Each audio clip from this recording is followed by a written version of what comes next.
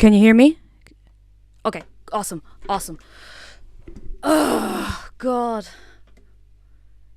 This is only the second stream, and yet somehow this has happened again, even though I bloody checked it before. Fantastic. Spicy Pickle, thank you for pointing that out. Welcome to the stream. I really appreciate you being here. Just so I'm clear, did you hear nothing like as soon as you got here? And I was just like chatting away to myself like a loon? Oh my God.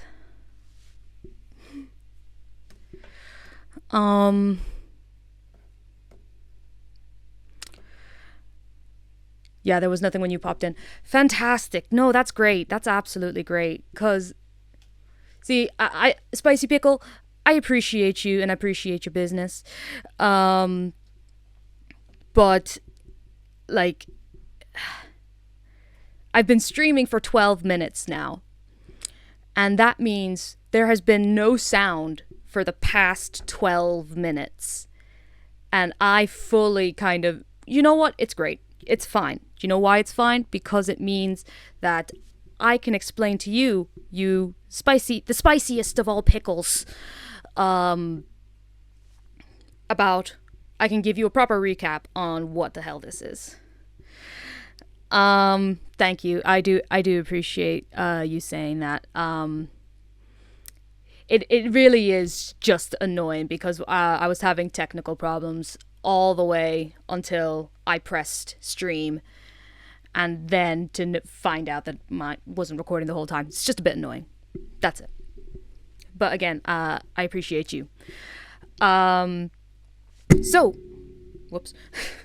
So basically, I am playing a solo Call of Cthulhu one-shot called Alone Against the Flames. And this is actually episode 2. So in episode 1, we went through character creation, and I created my character. My character's name is Angela Angie Cartwright.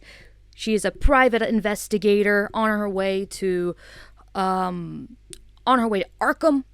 the fictional town set in Massachusetts in the Cthulhu mythos.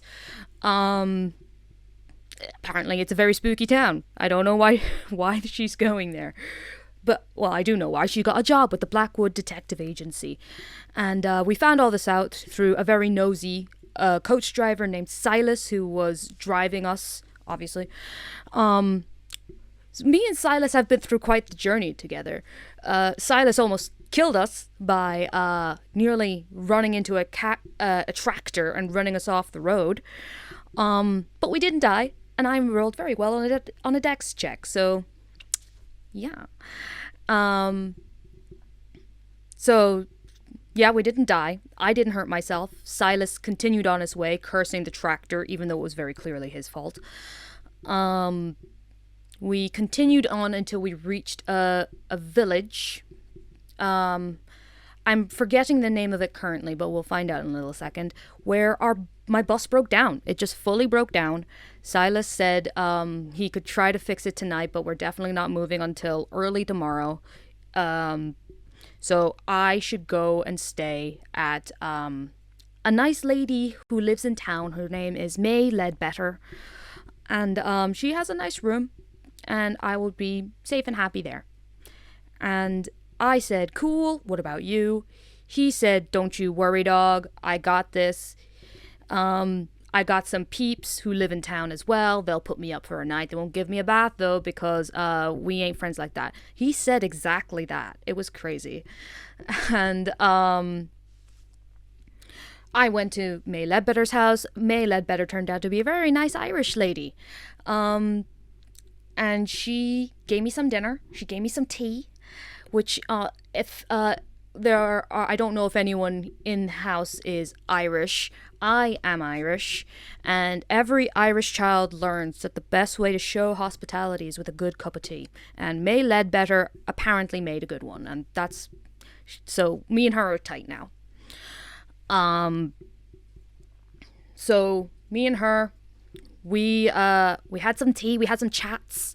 She told me that the reason that most people end up in this town is for a festival. And the festival is going to be in a couple days time, and they have like a huge basically bonfire. I think she said it was called the Beacon anyway, and to me that means big bonfire. And we also very briefly saw her daughter, Ruth. Ruth was a bit of a creep, not gonna lie. She was like, but maybe it was just because, like, you know, she's meant to be in bed and she's like hiding and she didn't want to be seen. You know, by a weird, strange adult, you know, just coming into her house. I get it. And Ruth sent both me and Ruth to bed. No, May sent me and Ruth to bed. I had a really weird dream about fire exploding from the grate, but you know, definitely, like, at least in real life, I've definitely had weirder dreams. Woke up the next day. I was told to meet at 8 a.m. sharp, so I had my breakfast at 7:30 a.m. sharp. Went over to the bus stop, and the bus was gone.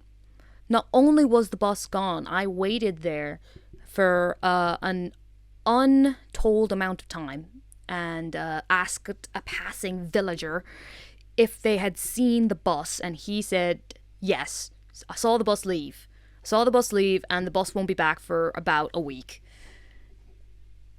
And I thought, fucking great. So, I am stuck in this town, and that's where we left off. I'm full ass stuck in this town. Now, a couple things about how, I know, like, for a full week is insane. I don't know if it was a full week. I'm pretty sure it was a full week, but it's at least 3 to 4 days, and that's an insane amount of time, right? So if I remember correctly, the villager said that there's a bus that comes through here once a week, and it's the bus I was on, and so that bus is not coming back now for a week, which is insane to me. He just lost so much money. I paid so much money to be on that bus, and that guy was just like, who needs it? So this is the book Alone Against the Flames. It is by Gavin Inglis, and it is actually available for free on Chaosium's website. Again, I'm not sponsored by Chaosium, but I've actually spent more money with Chaosium by buying their Investigator's Handbook for Call of Cthulhu, and I'm loving it so far. I don't know why I keep looking. Well, I know why. I've got another monitor up here and I keep looking at it. But yes, now we shall continue. And oopsie, I went too fast. I got too excited. I'll just quickly show it only one page at a time. We'll zoom in a little bit. I was holding dice there. I apologize for the noise. There we go. Better. Emberhead. That's what the town was called. Emberhead. Let's see here.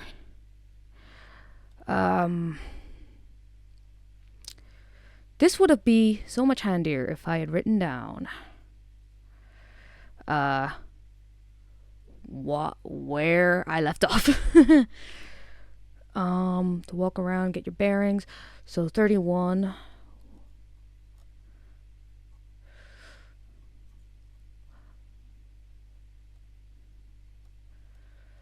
So, I'll be all the way real with people. I am using a mouse that is new for me, and I'm not quite sure how it works yet.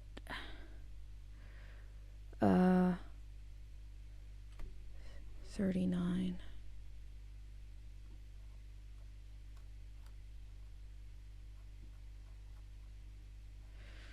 Don't worry, guys. If you watch the if you watch the condensed version available on my YouTube channel, my YouTube VOD channel, the dreaded VODs, I actually see in the chat right now there is a link to those VODs.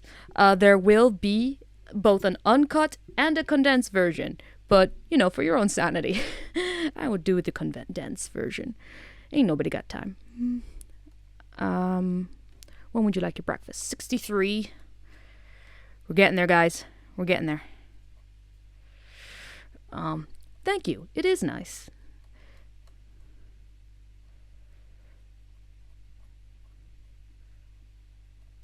Oh, Jesus.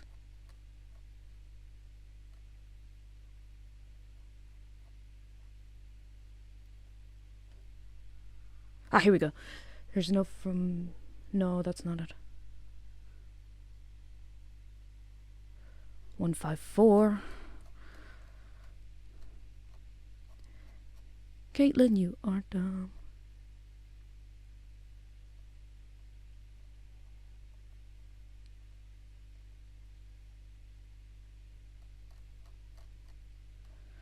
So, just so I'm not sitting in silence for the next 5 minutes. Spicy Pickle, how did you find me? Like, I can actually tell you exactly how many followers. I have 14 followers, and whenever I look up my name, somebody, like my channel name, somebody else comes up, just because we have such similar names. So I'm genuinely curious, like, how did you find the channel?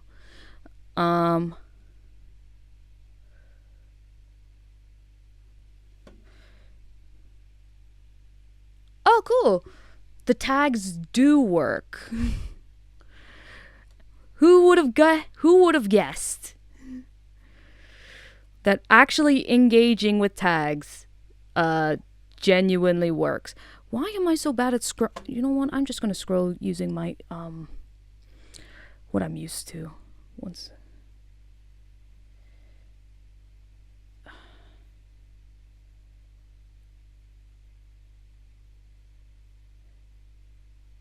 Here we go. 192. Well, I'm glad you're here, Spicy Pickle, and that your curious wanderings down the TTRPG tab led you to me. There is a search bar, I believe.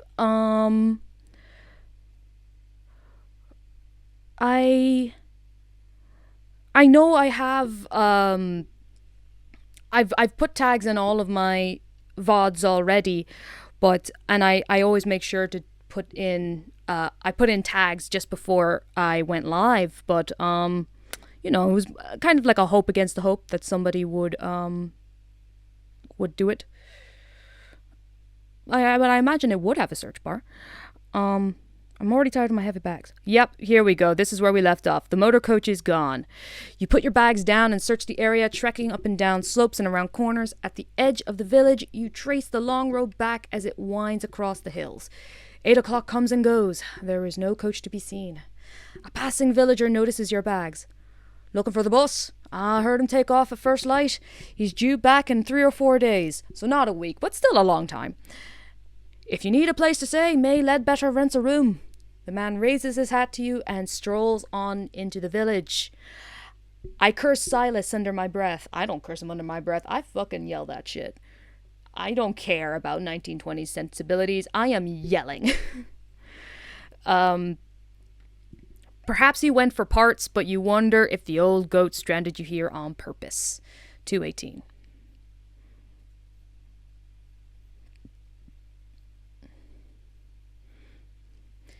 May is doing laundry and looks surprised to see you again. Oh, did you forget something? When you explain the situation, she offers to store your bags while you try to arrange alternative transport. You are grateful to relinquish the load. Nobody here has anything like a car. She strokes her chin and narrows her eyes. Maybe you could find somebody with a horse or a cart for your bags. I could ask around for you later. Try Mr. Winters, not Mrs. Mr. Winters at the village hall. He'll know if anyone will. Or ask among the artisans. Their workshops are first left on Silbury Street. She reaches over and squeezes your wrist. Don't worry. I won't see you sleeping on the street, money or no money. You thank May and turn to face the village.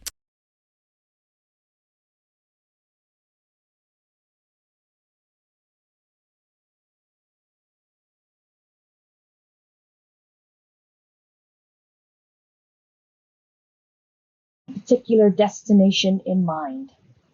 The village is built on a relatively flat upland with splendid views.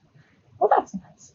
To the north, the hazy tips of the White Mountains reach for the heavens. To the south, the sparkling waters of Lake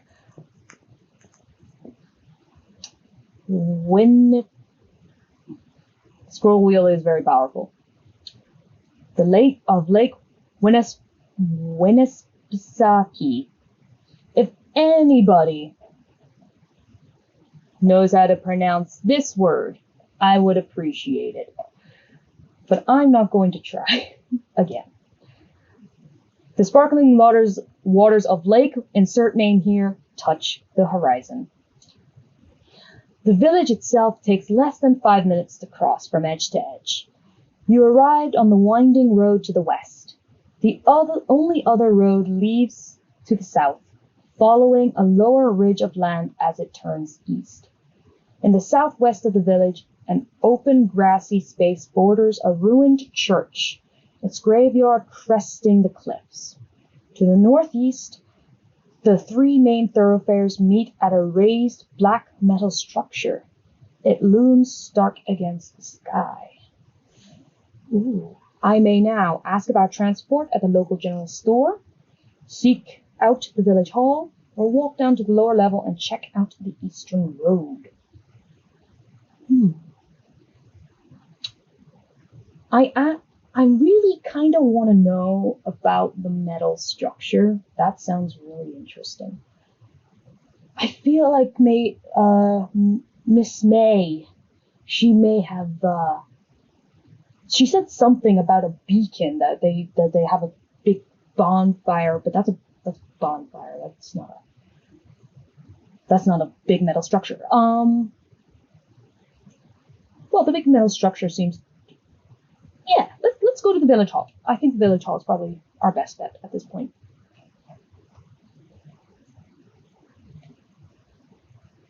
Yeah. 84. The village hall backs against a cliff at the east end of Silbury Street. It's the largest building you've seen so far in Inverhead. It is, however, locked and shuttered. Of course it is. Of course it is. Why wouldn't it be? You walk around it, peering through gaps in the shutters. There seems to be one large room, presumably for community meetings, and a smaller annex which serves as an office and archive.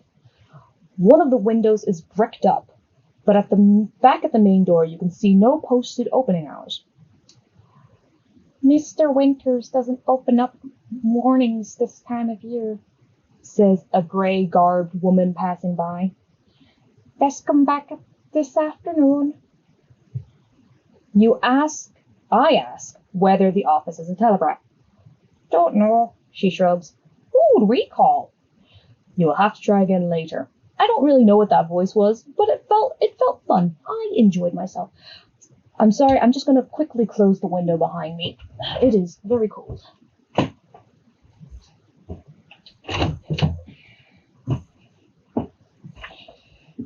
There we go. Okay, so now we go to 25. I'm moving the wrong way. Okay, I'm beginning to get my bearings in Emberhead. Would you like to explore some more? Well, yeah, I don't really have a choice here, my guy. Okay, I may choose another option from those below. Do not repeat a previous choice. Once I have tried 4 options, or before that, if I'm ready. Okay. So, Town Hall's closed. Because of course it is. Why wouldn't it be?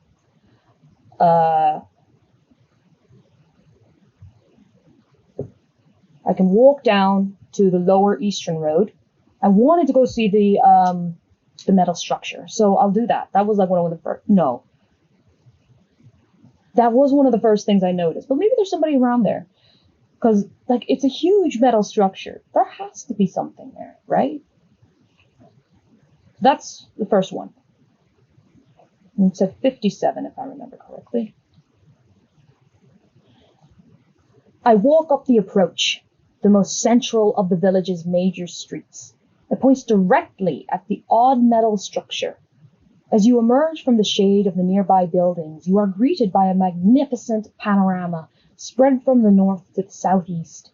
The last colors of fall tint the hills in a sleepy gold. The structure, by contrast, is made from uncompromising iron, singed black. It supports an immense curved platform at the level of your head.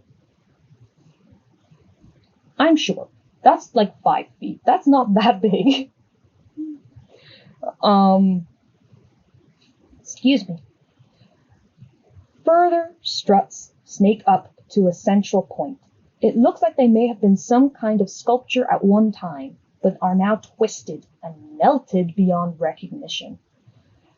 An older gentleman passes, looking up at you with rheumy eyes. "Oh, are you here for the festival?" he asks. "That's the beacon. When they light it, night after next, you'll be able to see it 10 miles away." He gives a little nod of satisfaction, then moves on, leaning on his walking stick. Now you notice bundles of wood, tied and stacked against the buildings nearby. Perhaps this festival would be an interesting diversion. But I really need to get to Arkham as soon as possible. Make a spot hidden. Of those of you who don't know, spot hidden is essentially look like a perception check. That would be the equivalent in D&D 5e. For those of you who maybe don't play any kind of TTRPGs, it would be basically you're trying to notice something you can hear, something you can see, something you can smell. It's usually to do with your senses. And if you don't, you get it, Pickle, you get it. So, and it's a little different in Call of Cthulhu. So Call of Cthulhu does not use the D20 system that Pathfinder or D&D use. They use percentile dice for all of their rolls. So you are basically, I have a spot hidden amount, which was something that we went through in the previous stream. I have a spot hidden of 50. So for me to succeed in my roll, I need to roll below 50. If I get below 25 or below, that's a hard success. So there's no real equivalent. It's good. And then if I get below 1/5 of 50, which is I guess 10. Oh, my math is not good. Yeah, it would be 10. If I get below 10, that's what in D&D would be considered a critical success. In Call of Cthulhu, it's what is it called in Call of Cthulhu? I can't remember. It's good. It's like getting a nat 20. But there are also consequences for it going the other way. So let's see if I can get below a 50 here. Oh, I got it. 46. Just about. Nice. And we're going to 69. Don't worry, guys. I've already marked that this is for mature audiences. So, you're right. You're right. It was a very close call. 69. As you walk away from the iron structure, you notice something strange about the construction of the village. All the wooden dwellings are concentrated in the west and the southwest. To the east and northeast, closest to the beacon, the buildings are formed from dark brick and clay. Does this mean the settlement began at the beacon and spread west? Ooh. I do have a pencil. Good. What kind of role player am I that I don't have a pencil? But I get to put a little check beside my spot hidden.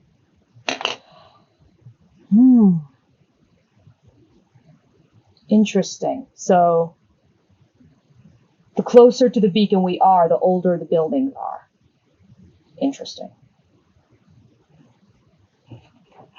What could it mean?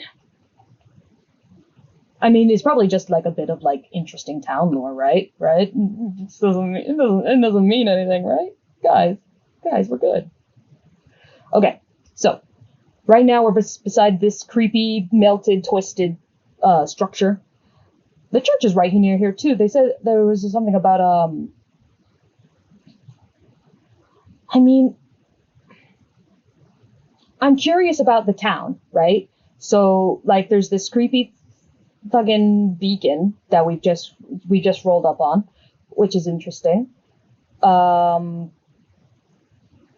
then we also talked about a ruined church.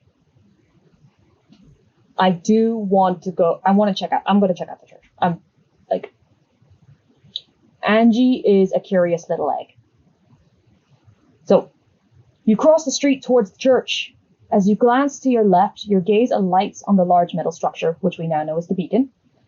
Something bothers you about its positioning. You back up and look again. Yes, Amberhead's central thoroughfare points directly at the structure. This seems too precise to be a coincidence, but we just went there, so we know. We know that it's the reason that the church is defo a cult house. That's what I'm saying. That it's a bit metagamey to get into it, but this is definitely a cult house. Yeah, too precise to be coincidence. I press on and draw into the shadow of the church. Ooh. The building is in a sorry state. The top of the steeple is missing, a ragged gash of splintered boards marking its absence, and the floors beneath it have collapsed.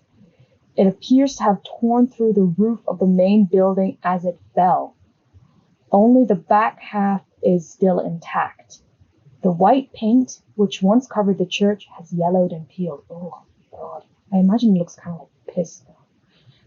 Anyways, it seems safe enough to explore the rear section. Old pews are stacked against the wall, choked with mildew. Most of the windows are broken. You guess this church has been disused for about 20 years. There is little more to interest you. Make a ride roll. A ride roll? What is ride? Okay. So, it says here, I didn't put any points in the ride skill, because why would I? I'm going to roll this. And a bonus die, ride is what I would assume, I don't know what that really means. I would assume it means, I thought that meant, riding a horse? That type of riding. That made sense to me. I don't know what it could mean here. But it says I can have a bonus die. So, a bonus die, essentially what that means, if you play D&D, it's Call of Cthulhu's version of advantage. So I can roll 2 of these, 10s die, and take the lower roll, which in Call of Cthulhu is better. So let's do that.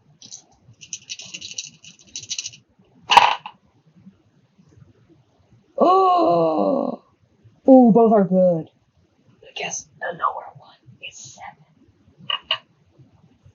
7. I am so fucking glad. What is gonna happen now? Oh shit. Oh. And that would be a critical success. So, I don't know if it does that in here, but some shit's about to go down. The interior smells of earth and decay, but you catch an additional distinctive whiff about the place. the scent of horses. Okay. You search around in a dark corner, find both the remnant of a hoof mark and some dry droppings. The ruined church was used as a stable, and quite recently. Where are the horses now? Huh. I guess that explains the ride thing. And I've just realized for something. Fuck.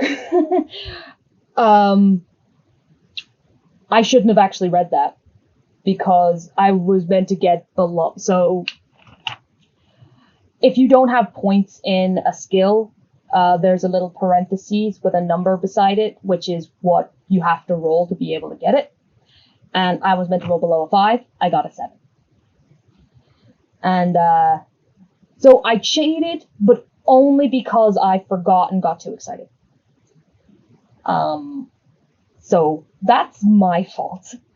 I'm sorry, Chaosium, don't come after me. I'm sorry for cheating, but I cheated unintentionally. Now, let's go back to 25.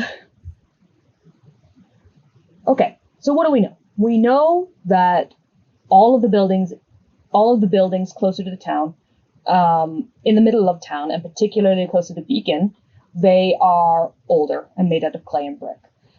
And that this old church was once a stable until, thanks Spicy, appreciate you. Thanks for not ratting me out. There's only 2 of you in here as far as I can see, so I don't know if one of you 2 rat me out. But we know that for whatever reason, this disused church was used as a stable. And that's right. So if I ask anybody about this church, am I going to get stitches, though? That's the question. Like, what's going to happen to me? Like, everyone seems nice, but, I get, like, living in the country, like, everything is closed, except that, like, for, in 1 hour of the day. So it's probably just that. Yeah, it's a bit, it's an interesting thing, not necessarily weird, you know?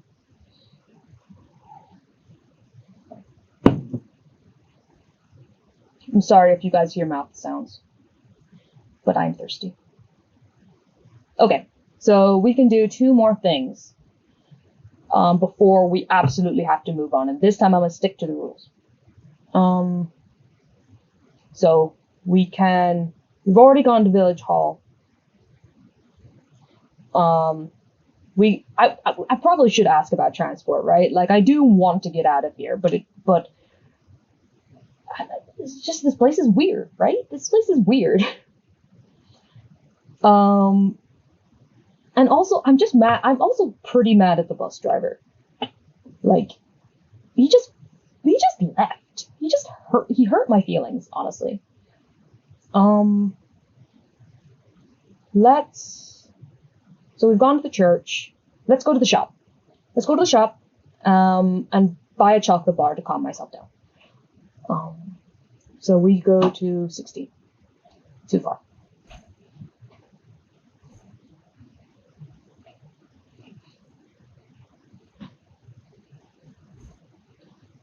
So, number 16. The general store is on a corner beside the main road, just before it plunges to the south. The shopkeeper is a brisk, immense woman with a starched apron and not young shoulders. Oh my god. And strong shoulders. There we go. Got there. She looks hard at your unfamiliar face. Transport. There's a motor coach that comes through twice a week. Missed it? Truck brings in my supplies every second Tuesday, but that's not due until next week. She shrugs. It seems Emberhead is content to keep its distance from the outside world. Yeah. I have enough money to buy 1 or 2 inexpensive everyday items. I'm feeling sad. I'm going to buy a chocolate bar. So yes, that's what I'll do. I'm going to buy myself a chocolate bar.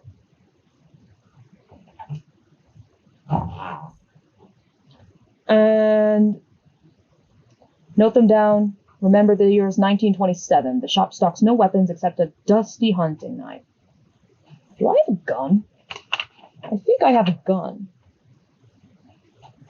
I don't have a gun. Why not? I think as a PI, I should have a gun. But I'm not gonna fight no one for it. I'm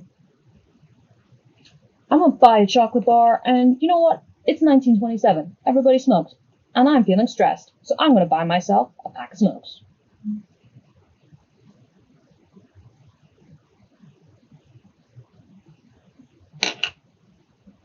Yeah, there we go. I have cigarettes now. Oh, thanks for coming. I hope you enjoy your class. Thanks for coming. I really appreciate you, Pickle. And if you want to catch up on what happened before, my VOD channel is on YouTube. Just the dreaded VODs. Enjoy your class, man. Have a good one. And now I've forgotten where I'm going. 25.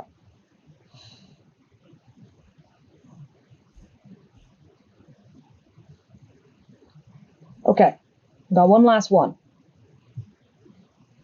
So I bought myself my chocolate bar, which I'm eating while smoking at the same time. It's so gross. Okay, there has to be somebody in the area who needs to leave here occasionally, right? Let's go to the artists. Let's find some artists. I refuse to believe an artist wants to stay trapped here. Actually, that's not true. That's their whole thing. Okay. Not far from the Ledbetter House on the north side of Silbury Street, there is an open courtyard. The rhythmic tattoo of a hammer seems to announce your approach. The courtyard is the busiest location you have yet seen in Emberhead. It is bordered by a ring of workshops. Some are brick buildings, some only rough huts. A blacksmith ceases to hammer, thrusting something red and glowing into a bucket of cold water. A weaver looks up from his loom, blinking at you a moment before returning to his shuttle. A potter, engraver, and carpenter each work in their own space, exchanging friendly banter. You move among the artisans, chatting about their work. Eventually you bring up the question of export. Some of them send their packages with Silas. Some restrict their custom entirely to villagers. And I receive no suggestions about alternative transport. Listen, I know the 1920s were a different time, and it might have been. I refuse to believe it was easier for artists to, make a living at this time. In this tiny, isolated village, they make more of a living from people buying their wares than, sending it out. There's a carpenter, they said. There is also a blacksmith and a weaver. And I guess the potter. Okay. After rereading who the artisans are, they're actually all very useful skills and would probably kind of make a good living. That doesn't matter. I need to make a psychology roll. Yeah, I know there's no Amazon or IKEA, but yeah. I'm being very critical of these people for no reason that I can think of. Anyways, I need to roll a psychology roll. I actually think I'm good at that. Yes, I'm very good at that. Need to roll below a 60. Oh, I am rolling good today. 58 under 60. Not great, but it doesn't need to be great. 106. One of the workshops is shut up. When you stray close to it, the repartee between the craftspeople becomes awkward, almost forced. Interesting. I mean, it's a little weird. There's no reason for them to, stop talking around me. or like fake their talk. I guess faking talking is the weird part, right? Like it's the fact that they have to like mask it. Okay, that was the fourth thing. No, me too. 25. No, I go back to 3. I've had 0 luck. I am very depressedly chain smoking and eating. I think the chocolate bar's gone. It was gone like the moment I stepped out of that shop.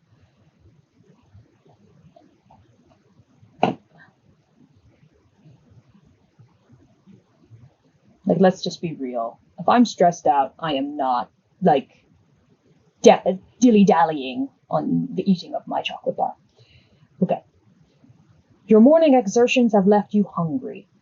You roam the streets of Emberhead looking for sustenance.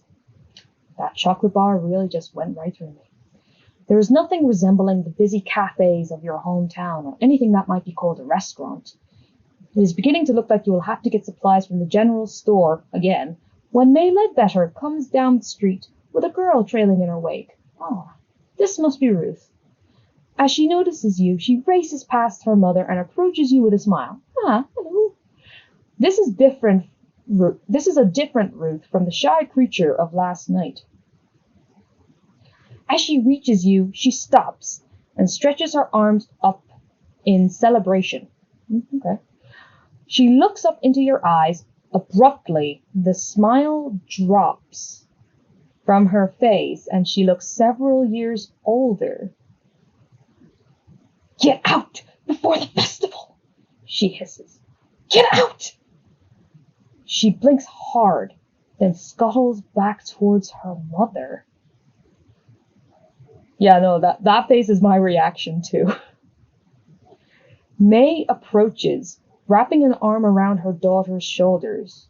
She smiles. Oh, how are you getting on? Have you found transport? Startled, you explain the frustrations of the situation. I tried Mr. Winters in the village hall again. He's always in an afternoon. You'll be hungry by now. Help yourself to any food in the house. The door's not locked. You glance at Ruth, where she has squirreled herself behind her mother's leg. Her eyes implore you to silence.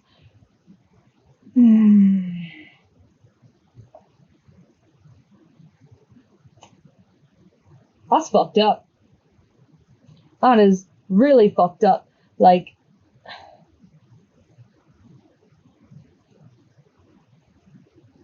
I don't, like, this child is clearly, like, I can't remember how old it said Ruth looked when we originally first saw her, but she can't be much older than, I would say maybe 11 or 12. And it says here that she looked older when she said this to me. And she very clearly didn't want her mother to hear. Kids are creepy as hell. Like, and like literally the last line is her eyes implore you to silence. I can't blow up this kid's spot. I can't, like, I don't know, like, am I great? Like, I don't think, I can't tell whether I'm metagaming. No, I don't think I'm metagaming. It's creepy. And I think as a PI, I have enough experience, and at least a little bit of experience, enough to know that when a kid is frightened, or when a kid, this kid's frightened. At the very least, the kid's frightened. And I don't want the mother to, like, brush her off. I'm going to say nothing. This feels weird. I don't like it. 22. I'm going to say nothing, and I'm just going to move on. But I'm talking to this kid later. We're going to have a talking to, young lady. You take your leave of the Ledbetters and head towards their house. The door opens easily. In the low kitchen, you make a meal from stodgy bread and leftover stew. A little window offers a view to the mountains. If you learned one thing this morning, it was that Emberhead streets hold little to occupy the visitor from out of town. But there are still about 5 hours of daylight remaining. You could take some provisions and the bare essentials from your luggage and set out in the hope of reaching another settlement before dark. Or you could ask advice from this Mr. Winters. See, I'm worried about the kid now. I think I used to, in real life, me, Dred, I used to work with kids. And while I was very lucky and I never really had to deal with anything as serious as like a child making what's called a disclosure, where they reveal something like, something is happening, like being bullied or whatever it is. It could be something just like as small as bullying, or all the way up to like the really bad stuff that will get you like demonetized or whatever. I don't make money on here. But when that happens, it's something, even if the kid doesn't think it's serious, it's something I think a person in authority should take at least a little seriously. And I'm worried for this kid. This kid looked afraid. So while I would like to heed her warning, I want to make sure this kid is okay. So for now, I'm just going to go to the town hall. That was a long walk to a small glass of water, or whatever. What is the phrase? I can't remember. Anyways. The village hall overlooks the lower north ridge of the village. You walk along Silbury Street to find it, conscious of the oppressive black metal structure framed at the end of the road. The shutters of the hall are open, and some windows left ajar. There is no knocker, but a little bell over the entrance tinkles as you push the front door. If I wasn't a little startled, that might be nice. Inside, a sturdy door to your right is marked private. To your left, an opening leads through to a bright room. You take a few steps inside. Benches line the walls, and there are 2 notice boards mounted between the windows. Let's go see what's on the notice boards. I'm a curious egg. The floorboards creak beneath you as you cross the room. You feel a slight spring in your step. Perhaps this room is used as a gymnasium for the village children. One notice board appears to be for the adults of the community, and one for the children. That's nice. The former looks neglected, featuring handwritten advertisements for household items and a yellowed note about telegraph pricing. Ooh, telegraph pricing. They said they weren't sure there was a telegraph earlier, so this might mean they have a telegraph. Anyways, I got excited. There is nothing about the festival. That's weird. Because, May said that the only reason people from the outside would come here would be for this festival. But there's no, they did say it's old, but I feel like this, if it's this close, there would be at least one, right? Maybe that's just me. Invite only, yeah. This is an exclusive festival for this town and this town only. That's probably going to be what it is. Oh my god. Anyway, I'm freaking myself out for no reason. The children's notice board has a schedule for weekly creche services and a number of paintings obviously done by the children themselves. Ah, that's cute. Most are incoherent, though colorful, as most children's things are. As best you can tell, they depict fireworks, or perhaps the tale of Joseph from the book of Genesis. One has lost a pen and hangs upside down. It shows a giant bird attacking Emberhead. Or it might simply be that the artist has not yet mastered the subtleties of scale. Giant bird. Oh, spot hidden. Yeah, boy, let's get that spot hidden. I don't. My spot hidden is 50. I got a 74. Yeah, I failed. Yeah, it's a bummer. 34. No, that's not it. Oh, shit, what was, oh,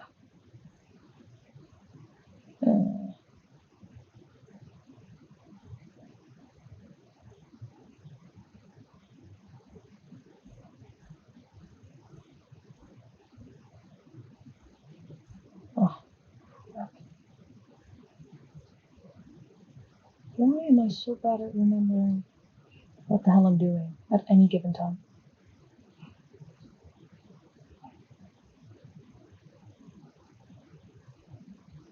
I don't want to spoil anything for myself. Oh no.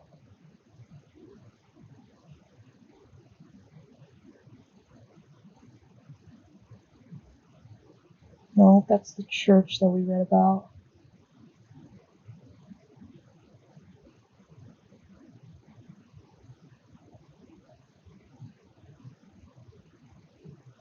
Here we go. 37. Let's all remember 37. Here we go. The door scrapes behind you.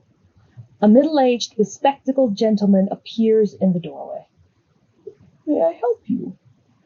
You explain you are visiting on May Ledbetter's recommendation. Ah, well, I'm Clyde Winters. I'm not sure I can help you, but would you care for some coffee? I'm partial to a cup in the afternoon. He gestures to the open door behind him. This seems like a worthwhile opportunity, and you are a little thirsty. I would much prefer a whiskey, but I'll take coffee, I suppose. I step through the door marked private. The other side of the village hall is in marked contrast to the public space. The room is compact, lined with shelves of books and file alcoves. One corner is reserved for a tiny pantry and what is presumably a water closet. You study Mr. Winters as he fills the percolator. Oh, my parents actually own like a proper percolator. It's so cool to watch it go. Anyways, although thin on the top, his hair is oiled and neatly swept back. Ugh.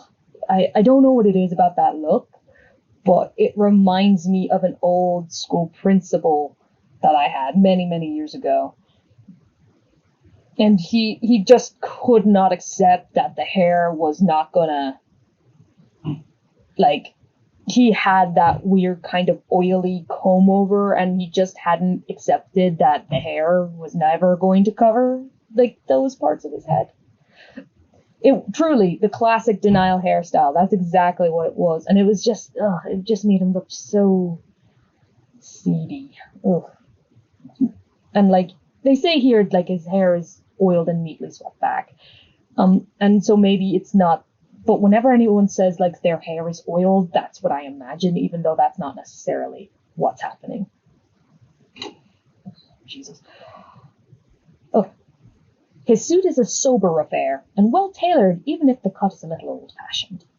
A lesser man working alone might have loosened his bow tie for comfort. On the desk against the opposite wall, I notice what looks like a telegraph set. No, listen. I want to get out of here. I'm taking the kid with me. If there's a way to take the child with me, I'm going to take the child with me. She is scared. Maybe not as scared as I think she is, but I don't know. Listen, what if she's already been kidnapped? What if she's one of those kids what if she's one of those cold kids and like, oh no. I'm going to ask about the telegraph machine. Like, it's fine. Angie is no nonsense.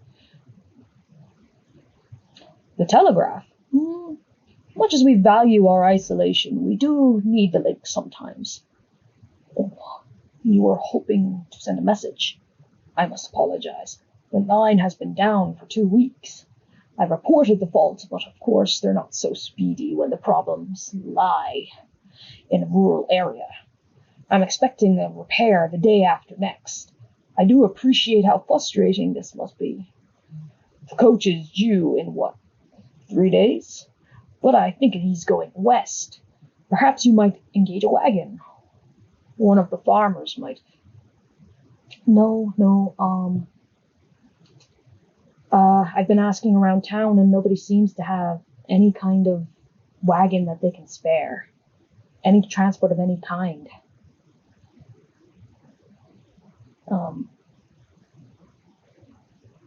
I tell you what.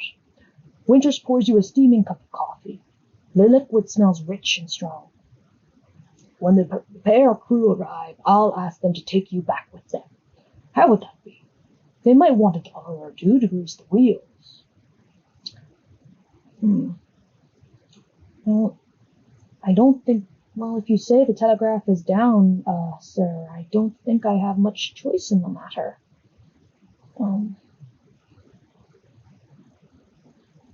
If you think that is the best way to get out of here, then I think I'll take you up on that offer. The day after tomorrow is less than ideal, but this is the first real opportunity I've had. And I don't really care about the library, I'll be very honest. I know the gamer in me is like, you need to read all the lore, get the lore, but I don't, I think I'm just I'm weirded out and frustrated by this situation, so I think I'm just gonna go. I know, listen, I want the lore. The metagamer in me wants that lore so badly, but Angie is frustrated and weirded out. If it wasn't for Ruth, she would have left already.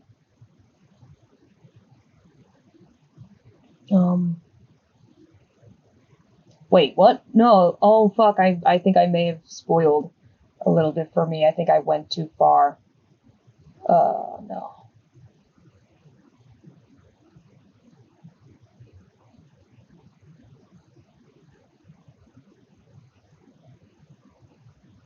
$180, not 108.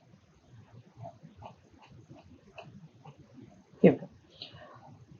As the light fades, you return to the Ledbetter house and eat a light supper. May is unusually taciturn. Ruth's eyes flick to yours several times during the meal. There's an urgency there you cannot quite interpret. Afterwards, May ushers the girl into their room. You have been in Emberhead for barely 1 day, and you already feel confined by it. Geographically and socially, the evening seems to offer little. I need to speak with the child. 138.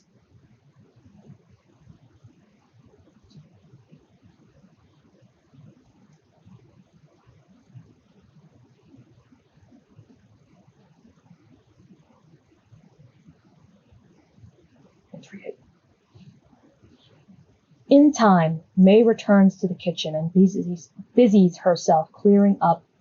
Speak to Ruth, you will need to get May to leave for a short while. You help with the dishes and try to think of some ruse. In time, an idea comes and May, I've just had a thought here. Silas said he was staying with friends when our bus broke down. Who knows if it was even actually broken? But you wouldn't happen to know who they are. May narrows her eyes. He knows Troy on the other side of the town. She says, I'm not sure I'd call them friends. More like an old feuding couple. But he probably spent last night at Troy's place.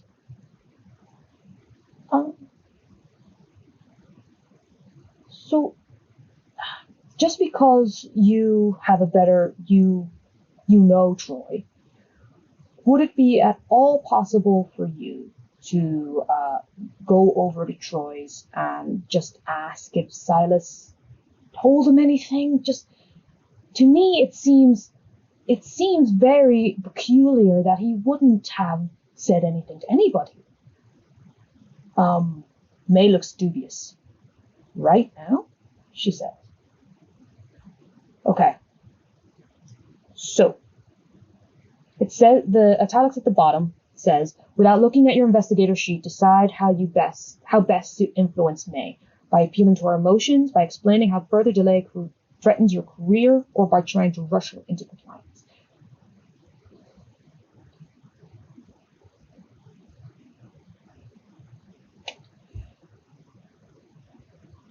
I think I don't know if people remember this from when I first played, but it's because it's the ones that I remember off the top of my head. I'm hot. I made sure that I was super hot in terms of statistical things. In terms of statistics, my highest stat is charisma. Again, in D&D terms. I always relate everything back to D&D, and I'm sorry. But, yeah, like, I know I'm really hot. And I'm wondering whether this would be more of a, like, I think I'm being an awkward egg. Like, oh, I don't know anyone in town. Could you please, like, talk to them for me? Because you're so nice. So that could be either charm or persuade. I could see an argument for either of those. That's what I'm thinking, puppy eyes. But is that a charm or a persuade? That's the question. I think it's charm. I think I'm gonna go charm. But May. Yeah, I think so too. Like, May, you're so nice. You're just so nice.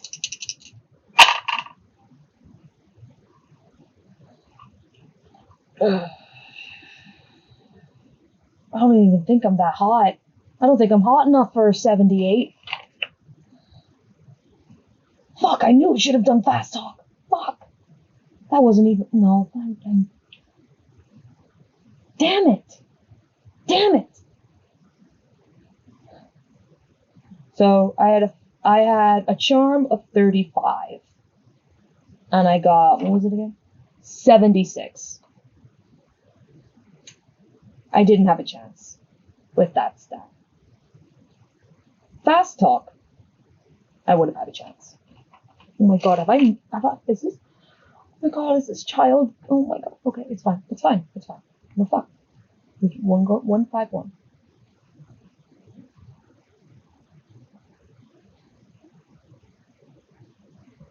May frowns and shakes her head. Well, I'll be happy to go see him in the morning, but I must see to Ruth for now. She's been a terrible handful today.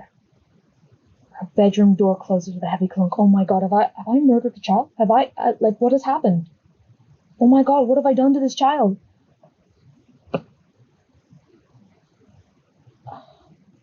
The familiar surroundings of your guest room are becoming constrictive. The neat bed, small wardrobe, and dressing mirror have the feel of a prison cell about them. What are you still doing here in Emberhead? Your new life is elsewhere. I should be in Arkham, cracking all the cases. I should be at Blackwood Detective Agency. I should not be here. But this child needs me. The child needs me. Ruth needs me. Something is going on, and she is frightened. You lie on the bed and stare at a small crack in the ceiling. You turn over the day's events, thinking through the little details you spotted. You are certainly weary from the elevation and the fresh air. But do I still feel safe here? Do I still feel safe? I feel weird. I feel weirded out. And I think that something is wrong. I don't necessarily think that I'm in danger. Like, what I think Angie thinks is that,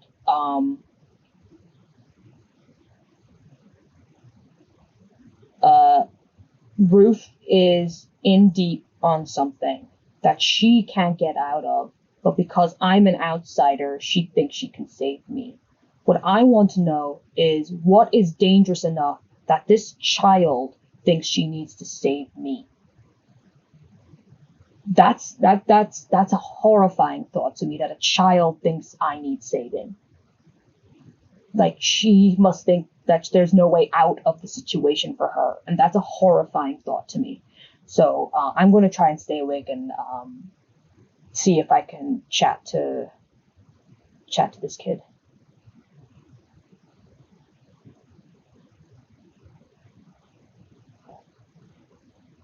Sleep presses down on you. You blink it back and sit up, trying to think through your situation. Everything in Emberhead seems to be working to stop me leaving.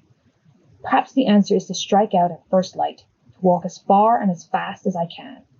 I can always return for my stuff, and if I lose them, I have nothing so precious that it could not be replaced. A tiny creak draws my attention to the other side of the room. Spooky. Slowly, almost silently, the doorknob is turning. Oh fuck. Okay, it could be Ruth. I don't think it is. Oh shit. Oh shit. What should one do? I'm going to pretend to be asleep. Pretend to be asleep. And if it's Ruth, I can wake up. You slide onto the bed and lie on your side, eyes closed. The hinges creak as the door opens. There is a long pause. A footfall sounds inside the room, then another. The steps are careful and feminine. I take issue with that wording, but it's fine. I give it a moment and then open an eye at the crack. May crouches with her back to you. She is fiddling with something in the fire. May has no goddamn reason to be in here. I wish I knew what time it was. Like, it has to be late, right? Like, and she knew I was going to bed. So, maybe, but like, I don't see why she would do that while I was asleep. You know? There's too much chance that it would wake me. Something is there. Like, she's doing something. There's no question in my mind, some shady shit is going on. What I think, but what I'm not sure is whether I should just let her do it and see what happens, or confront her. Because I feel like the confrontation might be aggressive. And again, I don't want to I really don't want to do anything to put little Ruth in danger.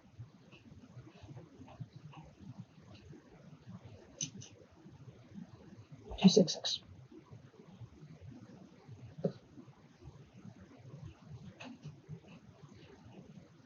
After another few moments, May glances round at you.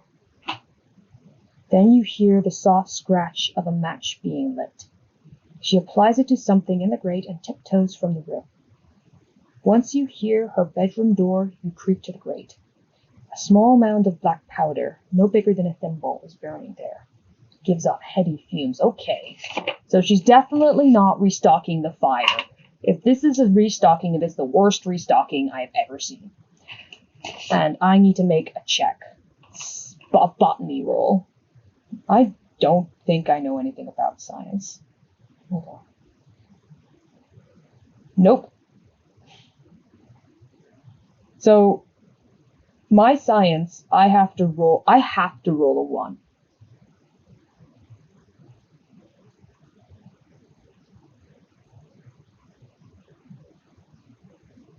I have to roll a 1. I might.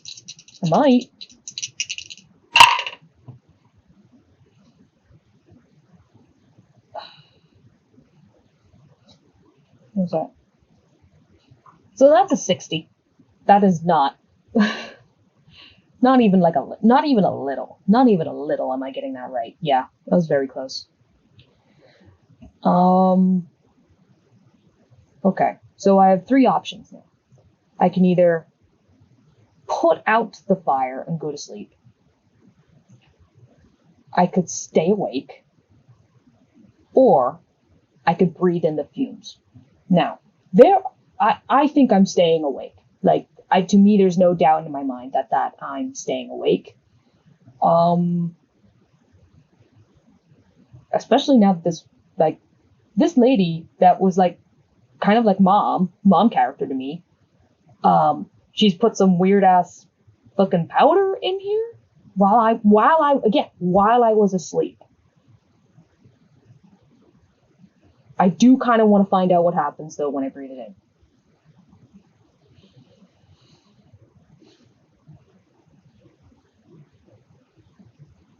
Yeah, it's very, very risky. Because with, like, one of the things that I've been, like, really liking about Call of Cthulhu through my reading and through consuming, like, a Call of Cthulhu podcast is that literally anything that you find innocuous could cause you to go insane. And this is not innocuous. This is very, very suspicious.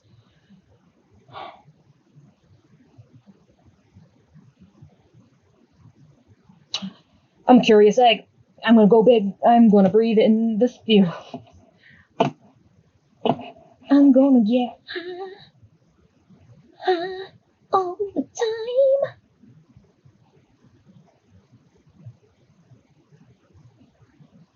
Oh. You drift awake in the morning light. The sun is already high, but you do not feel well rested. You find yourself preoccupied with the little details of the room, the wood grain of the door jamb, or a chipped handle on the wardrobe. As you swing out of bed, your stomach gives a lurch, and you lean too far over, nearly tumbling to the floor. You blink for a moment. Perhaps you have an illness coming on. You get carefully to your feet. The air in the room is heavy and fragrant.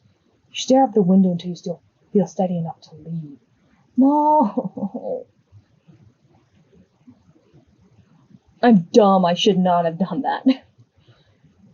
This fucking bitch has drugged me. Do I even remember what happened? It says I have to do all my rolls with disadvantage now. Shit. That was dumb. That was dumb. 64.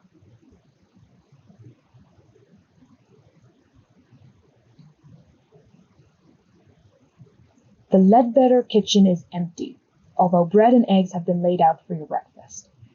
There is a note from May explaining that she's taken Ruth out for a few hours. No, I need to find this kid. 78. Because I was not in a fight last night.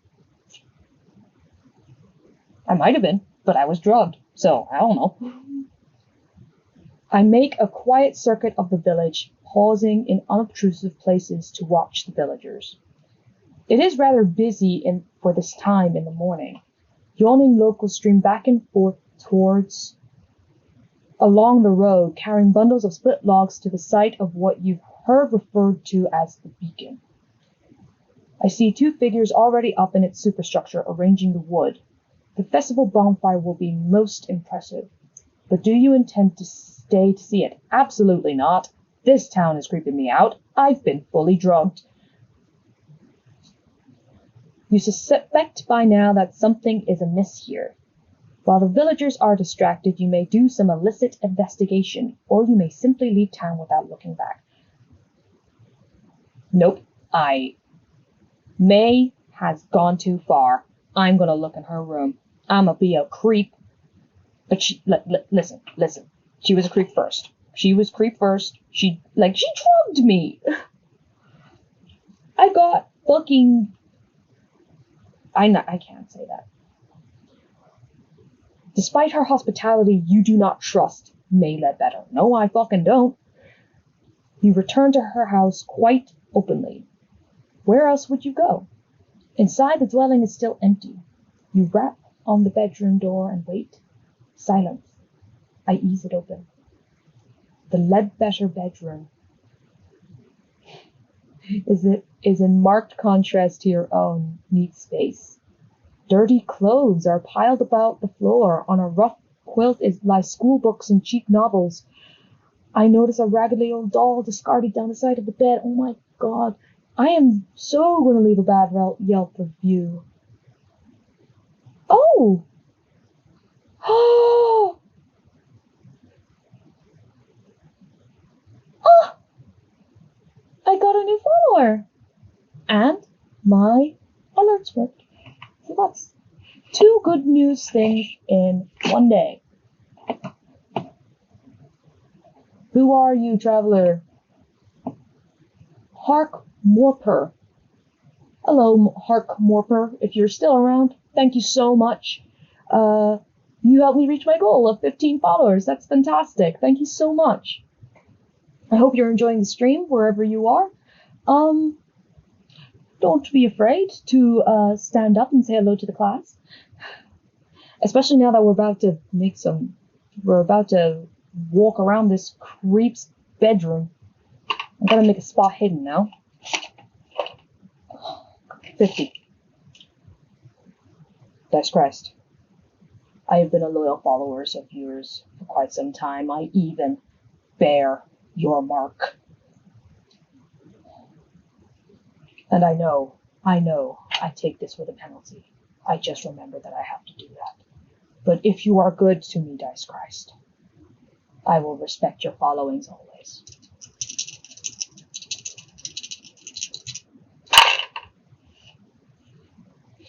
Dice Christ, why? Dice Christ. Dice Christ, you hurt me. 73, Dice Christ. 73.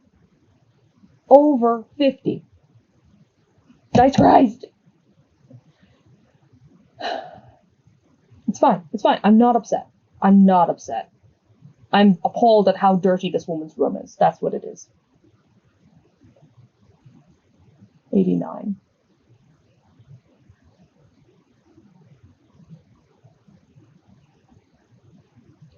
You go through Ledbetter's drawers. The only item of interest you find is a wedding photo. May's husband was a wiry man with a square chin. Despite the formality of the pose, you can see the affection between them. I feel a pang of guilt at my intrusion. Also, May might return it at any other time. Ooh. Okay, so we're being introduced to a new mechanic here. I have heard of it before, through podcasts and stuff. It is called pushing a roll. So basically, I get to roll again. I guess I'm still rolling it with disadvantage.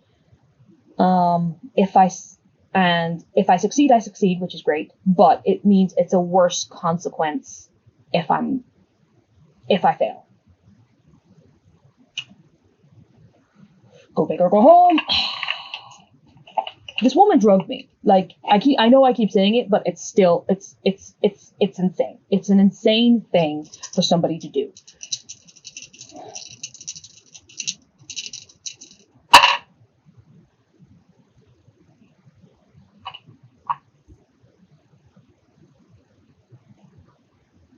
Dice Christ has a sense of humor. I rolled a 2 and a 92.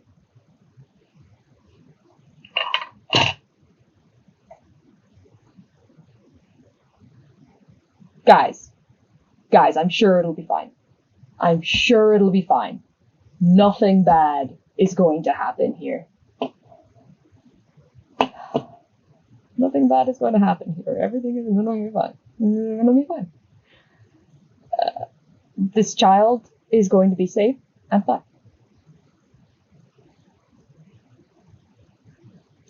A shadow falls across me. So, May Ledbetter said. You know. I tried to get to my feet.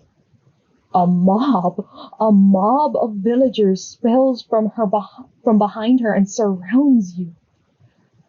I struggle, but I can't resist the sheer weight of their numbers. I am quickly overpowered. What the fuck?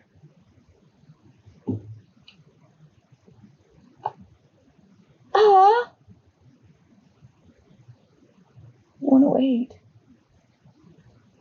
The fading light from a narrow window tells you afternoon is giving way to evening. My hands are shackled behind my back, so I can't even lie down on the rough bed. A woman I have not seen before comes in.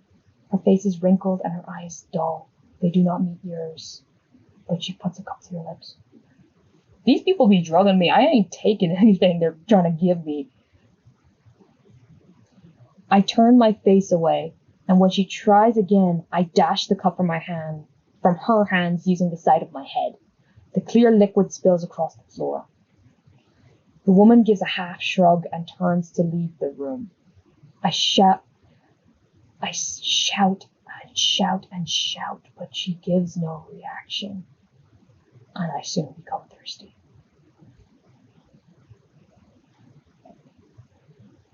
The whole town was in on it. God damn it!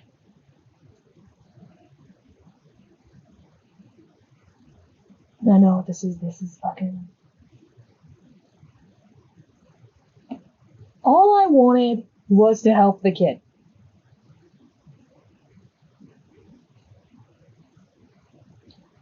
As the light fades outside, your little prison becomes dark. I can hear much activity around the building. Occasionally, an orange glow passes by the window. What? The only comfortable position in the shackles seems to be to sit against the end of the bed with your arms hanging behind me. I need to concentrate and come up with a plan. There is no escape from my bonds.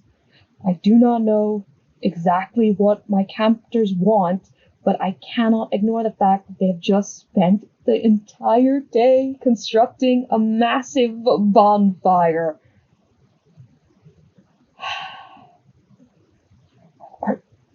Do they think I'm a witch?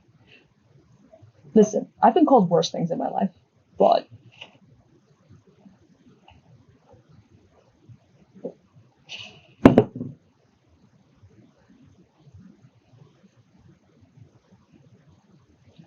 $27.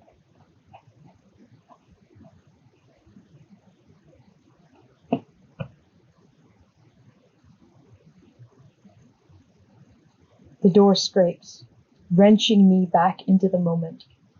Orange light spills into the house from blazing torches held at the threshold. 2 large villagers step in and grab you. I'm so hot though, please don't. I probably look like shit at this stage. They wear heavy black cloaks, and their faces and hands are painted entirely black, save only for a red triangle centered on their left eye. This is a fucking cult. Oh no. This is some serious cult shit. And they actually drew a very nice little picture along the side to show me just how terrifying that this is. I try to drag my legs, but they reach under my arms and lift me bodily from the bed. Outside, it seems that the whole village has congregated to see me. Every single one has a blackened face with a red triangle motif. Torches sputter and spill fire. God, I think they're going to burn me. You struggle, but you can see physical resistance is hopeless.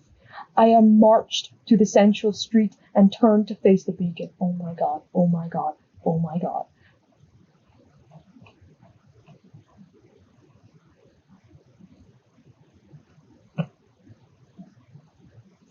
The procession down the approach is slow and formal, save when you sense weakness and yank at my captors. A chill touches me when I see 3 human shapes carried ahead of me, draped in red cloth. The beacon looms larger and larger, its dreadful silhouette a black triangle pointing to the stars.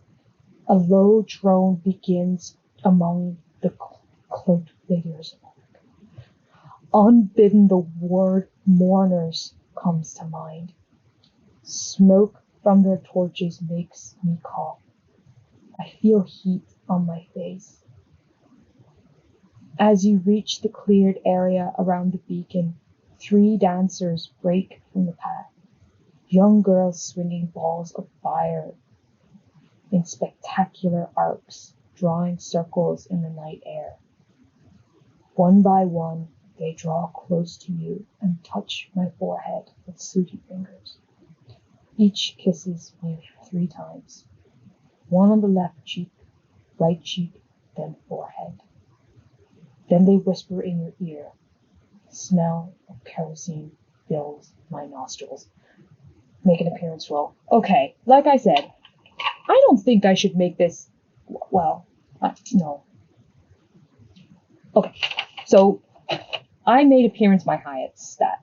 My appearance is 80. So I could be hot. Maybe I am hot enough to avoid being burnt alive. Because I think that's where this is going. Alone against the flames? Come on. So I have to take the higher. Oh, no way! Dice Christ, I knew you hadn't abandoned me yet. I got 12 on both dies. Let's go. Okay. I succeeded, so I go to 10. Oh, too far. That's me. That's my house.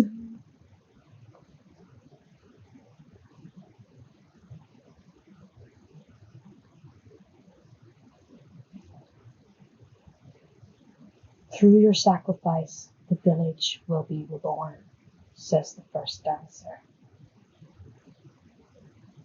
You pass from earth to air for all our sakes, says the second. I've weakened the chains, says the third. Don't try to escape until the flames are high enough to hide you. You stare, I stare, at the third dancer. In that inky visage, you clearly discern the frightened features of Ruth Ledbetter. This poor kid. Their dance leaves off and disappears behind the buildings. This poor kid. She's fully in a cult and she knows it's wrong. And she fully just confirmed they're about to burn me to death. Well, that's bad. But she's weakened the chains, so maybe. As you arrive beneath the beacon, 10 villagers close in on you. Working with surprising coordination, they immobilize me and lift me up the blackened iron stairs to the raised platform. You cannot help but shiver at the sight of the central framework twisted from past blazes, and what I can now clearly see to be fastening points for the chain.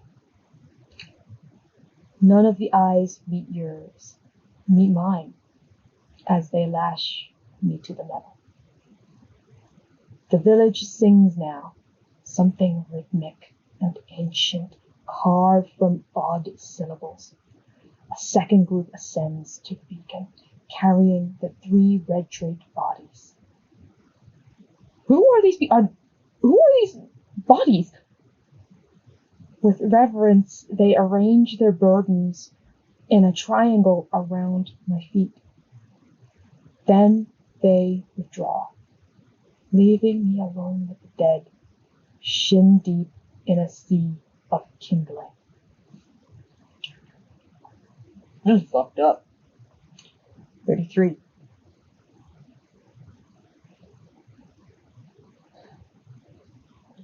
It seems the entire village is gathered around the beacon to watch me burn. Behind the face paint you recognize May Ledbetter. And yes, that is Silas, the coach driver standing at her side. That fucker, he was in the cult from the beginning. Fuck him. I'm gonna have to censor this when I edit it later. The audacity and scale of the deception staggers me. Yes it does. A man steps up on a dais and raises his hands with quiet authority. The frame of his spectacles obscures the red triangle on his face. I'm pretty sure this is Mr. fucking Winters. So, we draw here together again on this night, as we do each year, and we give thanks to the one who will preserve the village against the fire of the void. You will be taken by the ones from above in our stead. Your death will bring life to our streets and bounty to our fields. It will safeguard our children and our elders alike for another year. We salute you. He bows his head. All around the beacon, bears step forward and lift their torches to the edge of the raised platform. A ring of tiny flames flicker up and around the perimeter. As they wink, the singing of the villagers drops into an unearthly rhythm. To throw all my remaining strength against Bond's go to 44, to wait and see what happens, go to 40. Is there any other options? No, there's not. Okay. She said to wait until the flames were high enough to hide me.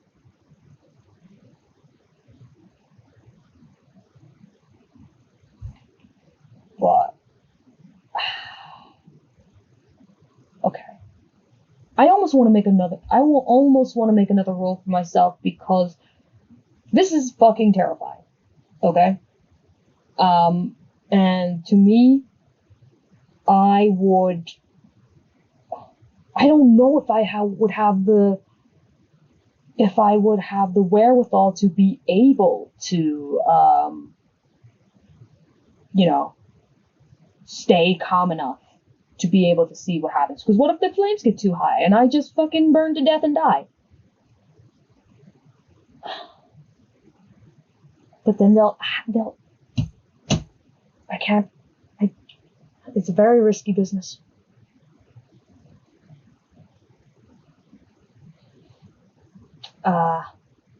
Reminds me of that line from Lord of the Rings. It's a dangerous business stepping out of your... I'm paraphrasing a bit, but it's a dangerous business stepping out of your door. And if you don't keep your feet, there's no knowing where you might be swept off to. But Bilbo Baggins never fucking... No, to be fair, he almost did burn to death at one point. A couple of points, actually.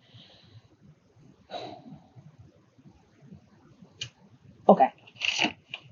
Because I have no guidance in this paper, I'm actually going to make myself roll a sanity.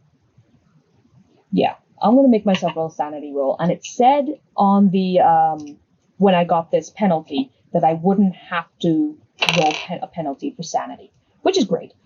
So I don't think this is what sanity is used for, but I think this would be something definitely that I would say requires a sane roll. So if I roll, my sanity is quite high. It's a 70. If I roll below a 70, I will keep my cool and try and wait to see what happens. If I fail it, it means I'm going to try to break out now. I think that's probably the fairest way to myself, because I truly don't know what the right call is here. And I'm a DM, so I'm a roll. Why not?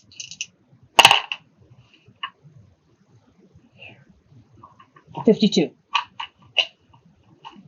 So I keep my head.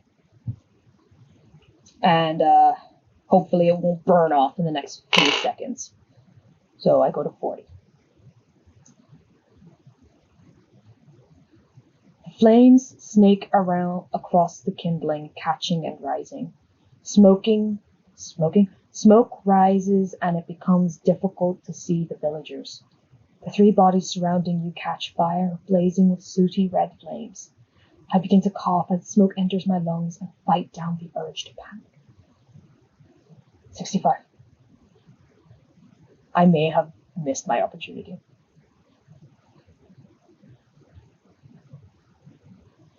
Flames lick at my legs. My eyes water. I am shrouded in smoke. It might be my imagination, but I think I can feel a slight give in the chains.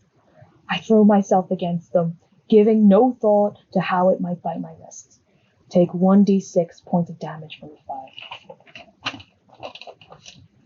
Just so everyone knows, I have 10 hit points total.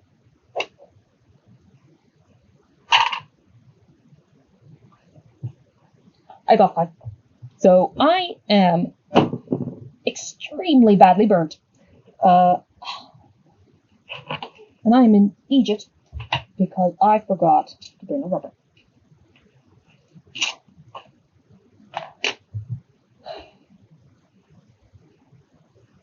Oh my god, I am lucky then. If I had been reduced to 0, I would have burned to death.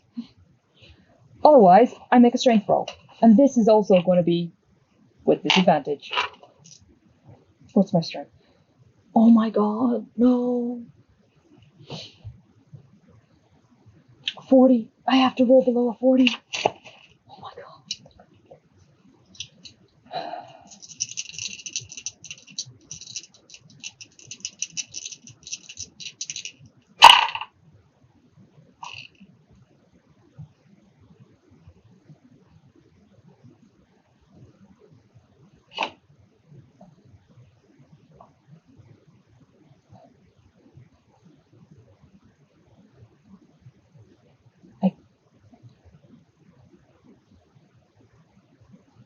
Dice Christ smiles upon me today. I might have to test my dice later, but honestly, it benefits me. I got 2 40s on the die. Dice Christ decrees that I live today.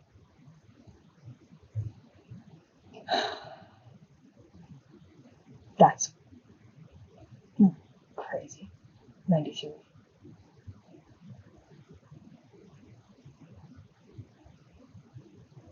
Desperation lends me strength, and I yank at what I guess to be the weak point of the chain. It breaks. I throw the chain off, stumbling across one of the red shrouded corpses hanging away from the watching villagers. I cough. My hair and my eyebrows smolder. I could still die. I could just die right now.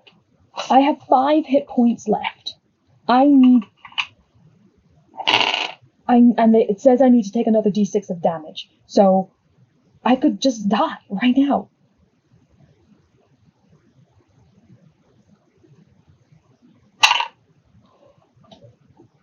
Yo!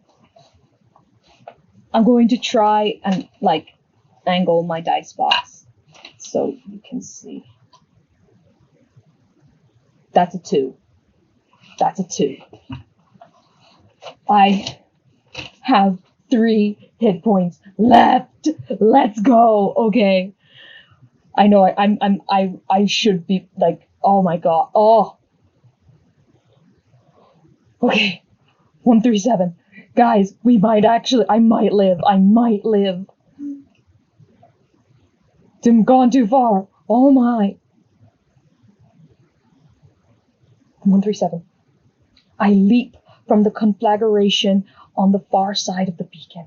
My heart lurches momentarily at the sight of the sheer drop beneath me, but I land a few inches short of the edge. I roll to extinguish my burning clothes. My lungs feel singed. Everything hurts. The chant of the villagers gathers in intensity. I peer around the beacon. They don't seem to have noticed my absence amidst the billowing smoke. Most of them are staring at the sky. I crawl as rapidly as I can for the cover of the nearest building. 156.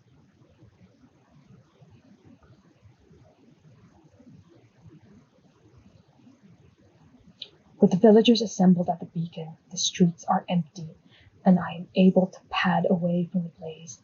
I have to get out of town before they finish.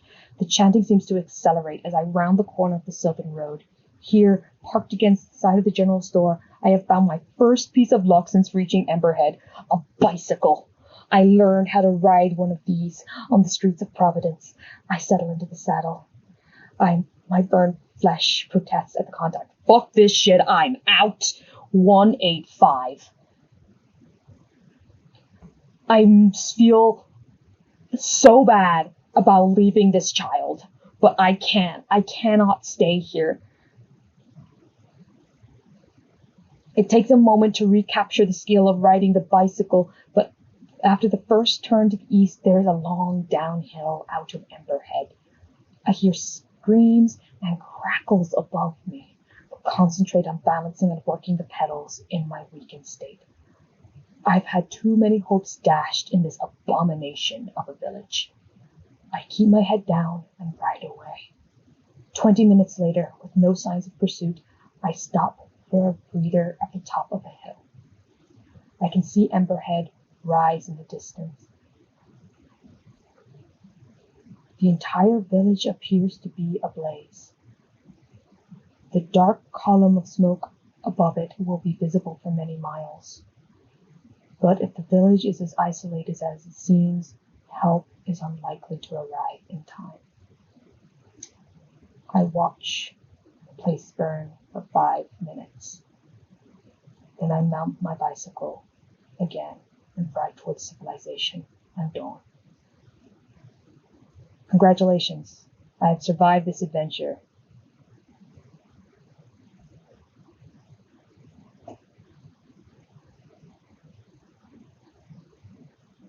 I don't feel good about it. Like, I'm definitely not my appearance is probably not 80 anymore. That's true. Well, I did get a bit barbecued. Like, I imagine I'm like I've heard that when you are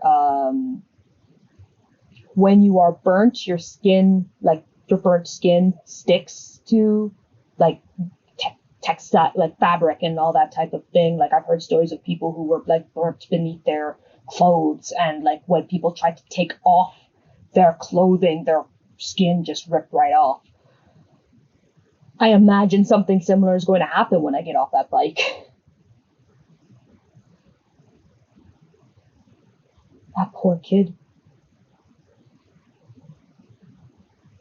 That poor kid just tried to help me, and she did. Like literally, if I hadn't heard her, she would have, I wouldn't have known that the chain was loose, and I wouldn't have been able to get away. And it seems like this kid may have died. Ruth is the MVP.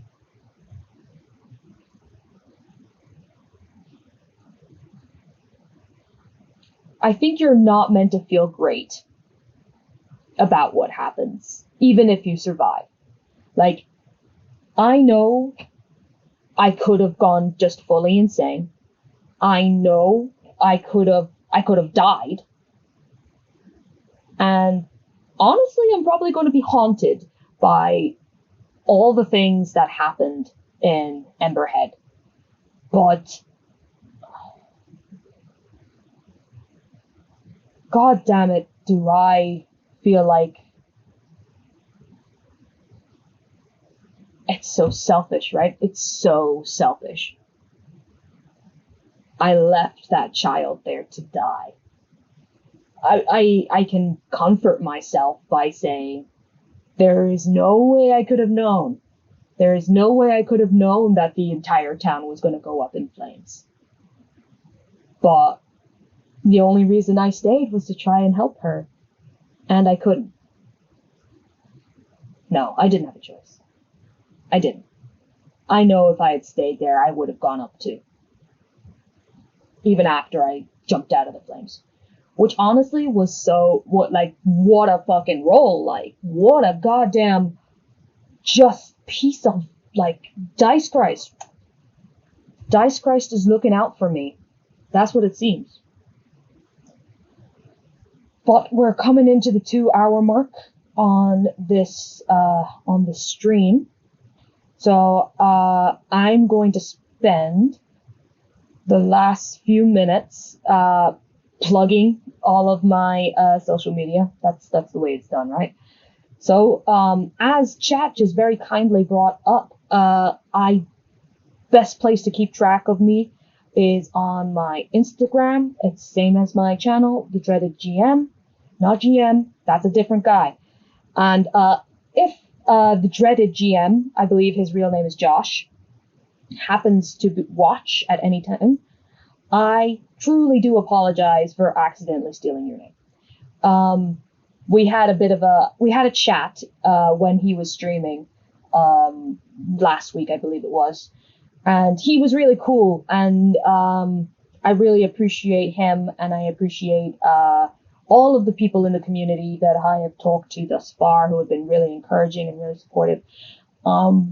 Thank you to all of those guys. I really appreciate it. And there was one guy on my Instagram who was like, he tagged the Dreaded GM in a post that I had made and was like, you guys need to roll initiative. And I was like, that guy's cool. I don't really want to fight him. Like, if he insists that I should change my name and change my brands, I will. But I think at least our brands are different enough that there's not going to be too much of an overlap. Like, he's the Dreaded GM and I'm DM, and I have a the is part of my brand name. But if he insists, I will, I would much rather, I would like to, like, we can talk. But I digress a bit. I also have a main channel. My YouTube channel is also called The Dreaded DM. There's nothing on it at the moment, but I plan on posting a review of Alone Against the Dark, Alone Against the Flames. We just dealt with a bunch of fire. I plan on doing a bit more of an in-depth review of this one shot, which even though I don't feel great about leaving a child to die, excuse me, even though I don't feel great about leaving a child to die, I think this was extremely fun. I'm glad I didn't go insane, and it also did a really good job in teaching, like, the basics of Call of Cthulhu mechanics. Call of Cthulhu, like, when you hear about it, especially as somebody coming from a D20 system, it sounds very intimidating. Like, you need to roll percentile dice, and, like, you have truly, like, half this page is dedicated to skills and skills alone. Like, in D&D, like, it's one side of the page and the list is long, but, like, it's a fairly vague list. There's a lot more detail that goes into a Call of Cthulhu skill sheet, which is refreshing, but it's definitely it can be quite intimidating. So I thought the way that they laid that out was really cool. It was really especially, and, like, I've been playing TTRPGs for a couple of years now, so it was very simple for me to understand as somebody who already plays these RPGs. But I think if you're somebody who is just getting started, or is really trying to get to grips with these, the way it's introduced in this one shot is very, very beginner friendly, which I appreciate. But I will be doing a full review of that on my main channel, The Dreaded DM, and I will also be releasing the full uncut version of this VOD. I might cut the 10 minutes of sound that weren't here. I think that's fair. I will be posting that on my VOD channel, which is just called The Dreaded VODs. The VODs, VODS. There's only one other video on there. It is the previous episode to this one, so if you can, please check that out. I would really appreciate that. Is there anything else? I don't think there is. Just keep an eye out on my social media. I say, so that's on my Instagram, my YouTubes. There will be movement on there, just movement. And finishing all these projects is quite slow, unfortunately. But I'm having a lot of fun doing it. I'm having a lot, I did not think streaming would be as fun as it is. And I really would love to, I've already thanked the community that I've talked to already, but I really want to thank the community who have truly welcomed me with open arms and given me such good advice and encouragement. I really love and appreciate you guys. Thank you so much. And in other better news, I will be doing a stream as normal as if I've done it more than twice. I will be doing another stream in 2 days' time on a Friday. It will be a different adventure. The only thing I will say about it is that it's going to be another Call of Cthulhu, and this may not be quite the end of Angie Cartwright yet. That's all I'll say. Yeah, we love horrors beyond comprehension. That's what we live for, baby. I'm gonna cut us off here. Let's see if we can find a little someone to raid. I definitely did my research and know exactly how to do that. Let's see here. Oopsie. It's fine.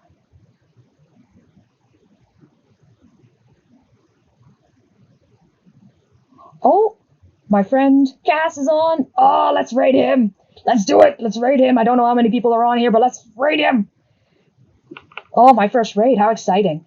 Okay. Once again, thank you everybody who was on stream with me. I appreciate you all. Let's go raid Cass. Thank you guys. Have a good evening, and I'll see you later. Bye.